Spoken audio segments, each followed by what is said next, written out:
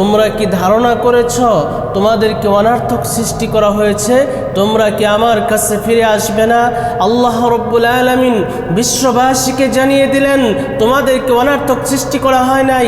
এই আসমান জমিন কুল কায়নাত রব্বে কারীম আল্লাহ কোনো কিছু অনর্থক সৃষ্টি করেন নাই। আল্লাহ রব্বুল আলামিন বলেন, ওমা খলাকনাস সামাআ ওয়াল আরদা ওয়ামা বাইনাহুমা বাতিলা। আল্লাহ বলেন, আসমান জমিন এই উভয়ের মধ্যে যা কিছু আছে আল্লাহ পাক রব্বুল আলামিন কোনো কিছুই অনর্থক সৃষ্টি করেন নাই। তাহলে সমস্ত মাখলুক আল্লাহ রব্বুল আলামিন কেন সৃষ্টি করলেন? রব্বে কারীম আল্লাহ জানিয়ে দিলেন, সমস্ত মাখলুক তোমাদের গোলামির জন্য আমি রব্বে কারীম বানিয়েছি। সমস্ত মাখলুক মানব জাতির খেদমত করবে, মানব জাতির সেবা করবে। আর মানব জাতিকে আল্লাহ রব্বুল আলামিন কেন বানাইলেন সেটাও আল্লাহ রব্বুল আলামিন জানিয়ে দিলেন, ওয়ামা খলাকতুল জিন্না ওয়াল ইনসা ইল্লা লিয়াবুদুন। আল্লাহ বলেন, আমি জিন আর মানব জাতিকে কেবলমাত্র আমার ইবাদতের জন্যই সৃষ্টি করেছি। আল্লাহ রব্বুল আলামিন আমাদেরকে শুধুমাত্র তার ইবাদতের জন্যই বানিয়েছেন। এখন আমাদের জানার বিষয় হলো, বোঝার বিষয় হলো ইবাদত কোন জিনিসের নাম। যদি আমার ব্যবসা রাসূলের তরিকা মতন হয় তাহলে আমার ব্যবসা ইবাদত হয়ে যাবে। যদি আমার ঘুমানোটা রাসূল পাক সাল্লাল্লাহু আলাইহি ওয়াসাল্লামের তরিকা মুআফিক হয় তাহলে আমার ঘুম ইবাদত হবে।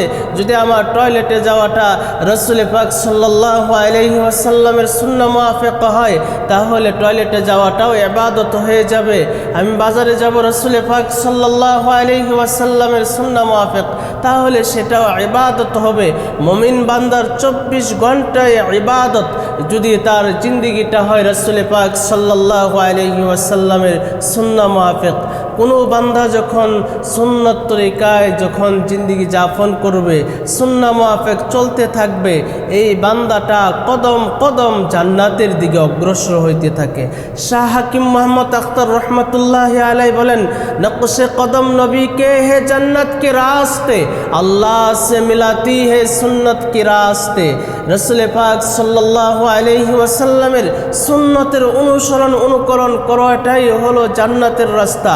আর যে ব্যক্তি এই রাস্তায় চলতে থাকবে সে আল্লাহ পাকের জান্নাতে চলে যাবে।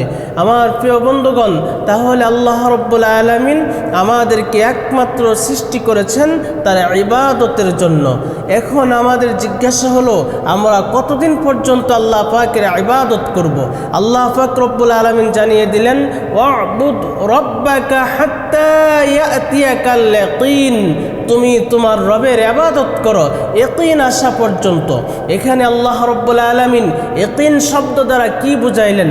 মুফাসসিরিনে কেরাম বলেন, আল্লাহ পাক রব্বুল আলামিন ইয়াকিন শব্দ দ্বারা মৃত্যুকে বুঝাইলেন, যে তোমার মৃত্যু আসা পর্যন্তই তুমি তোমার রবের ইবাদত করো, তুমি তোমার রবের গোলামি করো।